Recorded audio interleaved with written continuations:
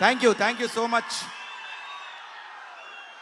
Mega power star వేదిక మీద నిలబడి ఆయనకు బర్త్డే విషెస్ చెప్పడం అనేది, వారి కోసం మీరందరూ ఇక్కడ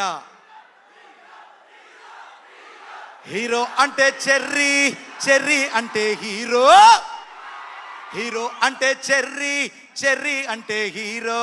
happy birthday cherry, happy birthday cherry. జరగండి జరగండి జరగండి జరగండి, చెర్రీ గారి హ్యాపీ బర్త్డే సందడండి. జరగండి జరగండి జరగండి, చెర్రీ గారు బర్త్డే సందడండి. చెర్రీ గారి బర్త్డే సందడి అంటే ఒక లెవెల్లో ఉంటుంది. ఎందుకంటే పొగడ్త అవసరం లేనటువంటి star, mega power star cherry. Cherry గారి బర్త్డేకి ఎప్పుడైనా బయట ఉండి ఆయన బర్త్డే గురించి నేను వీక్షించేవాడిని.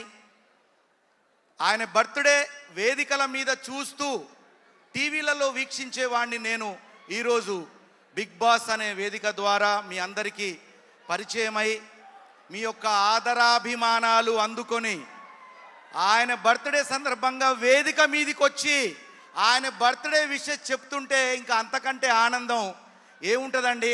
ఆడియన్స్ నుంచి ఆయన వేదిక దాకా నేను వచ్చాను అంటే నిజంగా ఆయన ఆదర్శంగా తీసుకోవడం. బిగ్ బాస్లో ఒక బిగ్ బాస్ ఉన్నాడు, ఎవరో చెప్పండి? మెగాస్టార్ బిగ్ బాస్ సినిమా వచ్చిన తర్వాతనే బిగ్ బాస్ వేదిక వచ్చింది. సో అందుకే చాలా హ్యాపీగా ఉంది మిమ్మల్ని కలుసుకున్నందుకు. నేను ఏం మాట్లాడాలో నాకే తెలియట్లేదు. సో అన్న నీ కాస్ట్యూమ్ బాగుందన్న. Oh thank you sir. Ram Charan sir inspire చేసావు కదా ఇది.